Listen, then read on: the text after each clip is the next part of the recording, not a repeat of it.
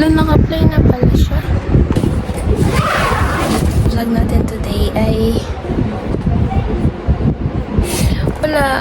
Kasi wala akong magawa. Kasi hindi ko alam kung magla-live ba ako or kakatapos ko lang mag-video ng mga pang-affiliate. Tapos hindi ko alam. Basta nape-pressure ako. Nakakainis naman naiiyak ako. So, alam nyo ba? Fun fact. Hindi siya fun.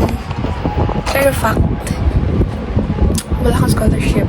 And meron naman sa university, kaya nga akong binabayaran tuition. Pero aside from that, wala na akong scholarship. Tapos nag-apply ako. Tapos, unfortunately, hindi ako natatanggap. And ang pinakamasama pa niya is, sometimes, hindi naman siya close na yung application. And ngayon, okay, may sideline naman ako itong affiliate. And I'm so grateful kasi nakakaipon naman ako dito. Pero at the same time, I want a job, a stable job, you know. Stable ba matatawag kapag basta yung another job pa, kumbaga. Kasi ganun tayo talagang alam natin na ganun tayo sa pera At saka, mukha kasi ang pera. At saka, alam niyo yun, nararamdaman ko kasi na mayaman ako in the future na mayaman ako kaya kailangan kong kumayod ngayon. Kasi nga, alam kong mayaman ako in the future. Tunay yun, ano ba? Tapos, edi may LinkedIn ako. Meron kasi akong Upwork, meron akong LinkedIn. May isa pa Jobstreet. Ano ba yun? Nag-ano ko dati. Tapos dinilit ko yun. Tapos, itong Upwork na to, kailangan pa ng connects. Kailangan mo pa bumili ng connects. Anong ipamimili ko nun? Wala pa nga akong trabaho. Third year pa lang ako, pero grabe na yung pressure. Pero alam niyo yun, parang ayoko namang ma-pressure kasi nga estudyante pa lang ako. Kasi, pag makikita mo ba, kaisman to, ayoko na reband Pag nakikita mo yung mga kaedaran mo, tapos papasabi ka na lang na parang gusto mo na may work din. Pero maging grateful na lang din tayo kasi hindi tayo yung nagpapaaral sa sarili natin. Diba? Pero parang asaya din sa pakiramdam na you're independent. Parang alam ko kasi ng balang araw kasi alam ko magkakaroon ako ng condo, ng apartment. Diba? Yung nakabukod na ako. Tapos may sarili akong trabaho, work from home. Ang sarap sa pakiramdam, diba? Tapos earn ako ng mga digits na 3 digits. Ano ba tong pinasok ko na to? Diba? Parang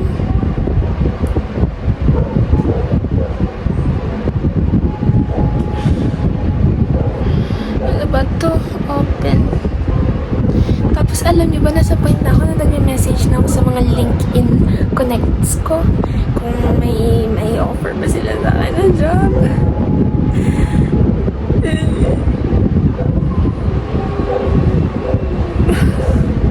Diba? Yun naman yung purpose nun, diba? Kaya nga nag-ano sa LinkedIn. Tapos parang kailangan natin ng work. Ano ba? Kailangan natin. Yun lang. Tapos hindi ko na alam. Ganun kasi ako So, bali ang vlog na to ay may matutunan ba kayo dito? Siguro matutunan nyo dito ay kung paano ma-pressure sa buhay na to. Diba? And guys, nagsiselebrate nga pala tayo ng 2 years dito sa YouTube. And 2 years na din, wala nakakaalam na may YouTube ako, guys. Ako lang, tapos kayo. Diba? Napakalaki nyo naman. Alam nyo, pero sila hindi nila. Hala, kagi 63 views. Sarap naman nun. Alam niyo, sineselebrate ko yung mga ganito kasi may bihira yan, ha? Meron pa papalaki yung 10 views, 20 views. Oh my gosh, 63 views. That's a lot. And 2 likes, guys. 2 likes, imagine.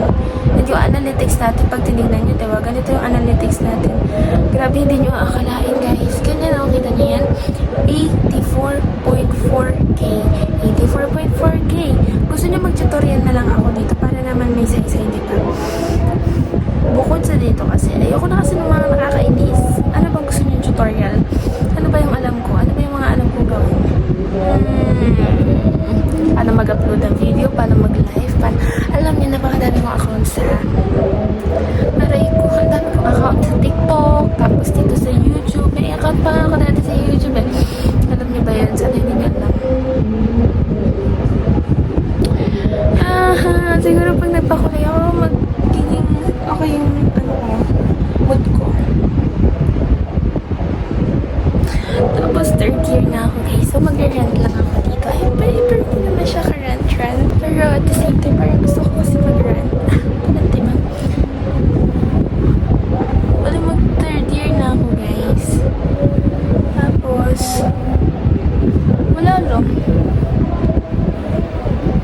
ko na i-edit yung vlog. Hindi kasi ako nag-edit talaga ng vlog. Kasi, ba't ko pa i-edit? Eh, wala naman akong mga pinagsasabing masama.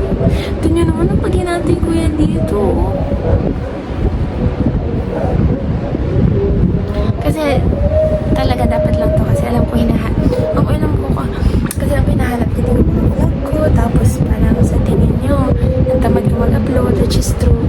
Guys, bawal yun, diba? Dapat nga kailangan, paano tayo din sisikat? Paano tayo din,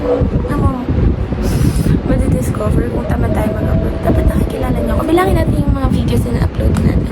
Or balikan na lang natin silang lahat. Gusto nyo ba yun? Gusto ko yun eh. Ang dami ko na na-upload na videos eh. Para na-share ko talaga sa inyo yung buong buhay ko. Ito yung video na umiyak talaga ako. Legit yan guys ha. Legit yan. Ano ba kayo? Sakali ko kayo. Tapos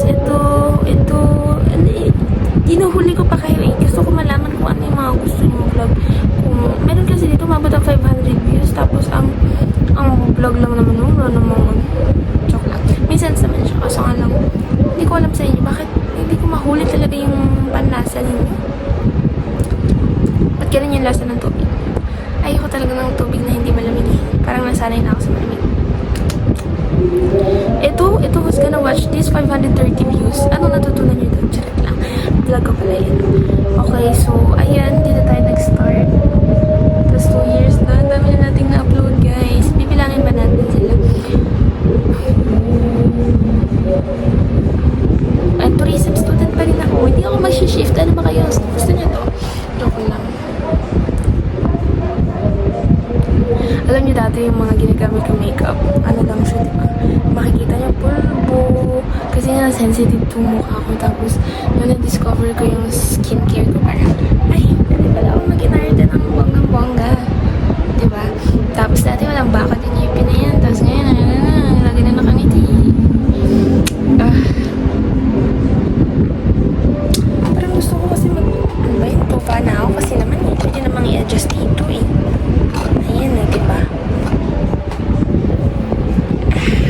Tapos nag-check, nagtingin. Same lang yun. Papatuloy ko naman yung vlog kasi habal na eh. Sabi may nanonood pa rin hanggang dito. 8 minutes na to. Kung nakarating ka sa ano na to, 8 minutes na to. Tapos nanonood ka pa din. Comment your name. Tapos i-comment mo. Tapos babalikan ko yung mga 5 years from now. Tapos bibigyan kita ng yung unang magko-comment ha. Bibigyan kita ng gusto mo na iPhone? Sige, bilhan kita ng iPhone. Kaya ko na yung bilhin. Ano ka ba? Guys, hindi ko na alam ang gagawin sa hairline na thirst. Tapos nag-isip ako kung uuwi ba ako. Alam niyo, maganda pala to, no? Kasi nagre-rent ako at the same time nawawala yung mga iniisip ko. Tapos naiipahayag ko dito nang walang nandiyan-judge. Kasi hindi naman ako kilala. Hindi ko naman kayo kilala. Hindi tayo magkaano-ano. So, we're strangers. We're totally strangers. Hindi ko kasi mahanap yung tamang word na isa-search pag maghahanap ako ng word. Kaya siguro ako nagkakanta ganto-ganto na walang mahanap ng word. Pero gusto ko talaga i-try barista. Sakit ng kamay ko guys. Para siyang pasma.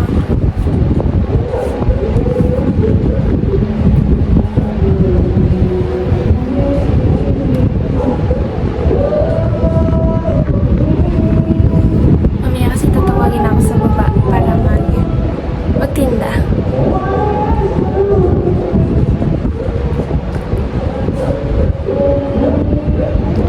Hindi ko alam kung uuwi ako ng Mindoro. Sa 6 kasi magsari namin. Tapos wala pa akong mahanap na place na namin mag-celebrate. Bakit may ano yan? Bakit may going dyan? May greet. Iniisip ko kasi kung magpapaano ba kami, magpapaspa ba kami. Magpapaspa. Ay, na pala mag-isip na monthly ganun. Pero gusto kasi nasa celebration na yung parang magiging core memory siya. Diba? And at the same time, hindi pa rin na nakapag-adjust. Mag-skip ako eh. Kaya siya masakit na. Pero ayaw ka papakawalan yung gulay na to kasi hindi ka parang walang gulay sa isusunod natin. Alam niyo kulang sa akin, sipag. Hindi, parang sumay na ako sa sipag. Parang,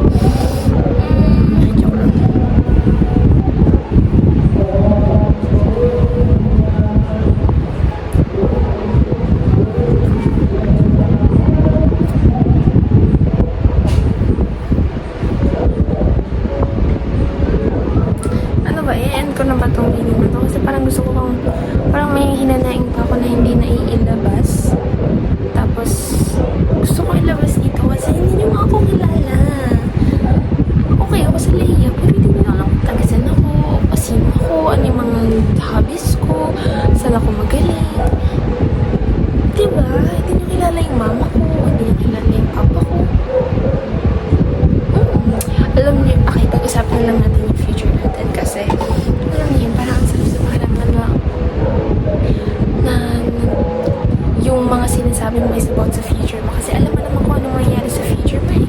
Na ganito ka, ako. For example, ako ha, kasi nag-graduate. Syempre, about to sa buhay ko. Magpapatayo na ako ng bahay in my 20s. After graduation.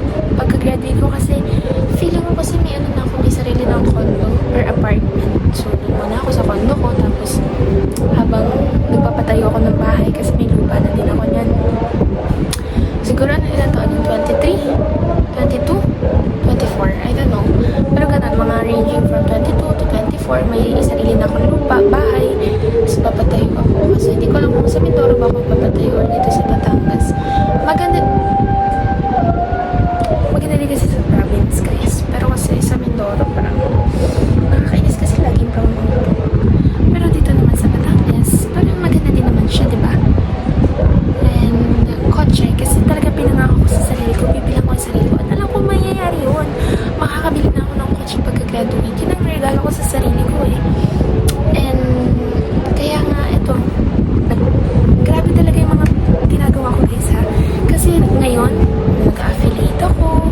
Ang dami kong ginagawa para sa future ko. Kasi alam ko magbubunga lahat ng yan eh. Maganda din daw yung ganito na kinakausap ko yung ganito ng sarili mo. Pero hindi naman ako ano ha. Kasi nakikipag-usap ko sa inyo sa camera. Andyan kayo guys. Alam ko na yung support nyo is talagang nag-uumapaw. Nag-uumapaw. Ganun.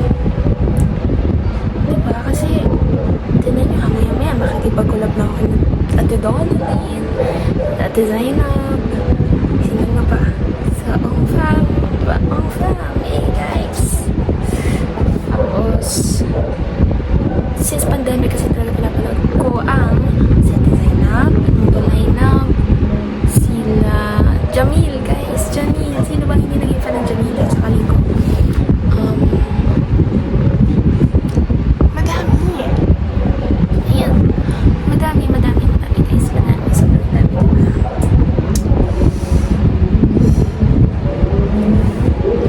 So, parang gusto ko nang i-end tong vlog na to kasi ano ba, 14 minutes na tayo dito. Parang hindi ka pa ba inaantok? Antok? Hindi pa ako inaantok. Pero parang gusto kong mag-live. Kasi nakakapikon kasi minsan, di ba, mag-live ako sa TikTok. Mag-live ako sa TikTok niyan. Bago may mag-i-invite, mag-i-accept ko. Bago mahihiya ako, Mimi. Bakit ka kasi tinititigan? Ba't kasi tumititiga? Dapat kasi, hindi ko alam. Basta, ina-end ko na agad yun pag alam mo mga 30 seconds. Ina-end ko na yan. Sorry, pero hindi ako marunong kapag-interact. Marunong ako kapag mga professional lesson yan, kapag interview. Kaya ako makipagsagutan. Pero pag mga ganyan, tapos parang mahihiya na ako niyan kasi feeling ko pinapanood na ako ng madami live. Kahit zero naman yung audience. Pero parang tingin ko kasi pinapanood ako eh. Ng madami. So, i-end ko na yan. Wala nangyari, diba? Gusto ko ibenta, mag-declutter ng damit. Alam niyo, gusto ko siya gawin pero hindi ko naman paano magpadala sa JNT ng pick-up dito.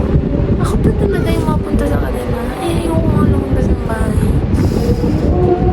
Diba? Grabe yung mga problema ko kasi nalaman ko lang na yung mga problema pala natin dapat hindi natin problema. Hinahayaan pala dapat yun na maging problema lang sila at hayaan nilang problemahin yung sarili nila. At maging masaya na lang tayo. Diba? Alam nyo, bakit kasi kailangan yung matututunan sa bawat vlog? Pwede bang ano lang kayo? Chumismis ganun. Pag tinanong kayo, ano natutunan mo kakapanood dyan kay Leo? Ito, buhay niya. Natutunan ko yung buhay niya. Nakaka-inspire yung buhay niya. Kasi kahit wala pa siyang narating. May narating na ako guys. Bicol, Baguio, Mindoro, Manila.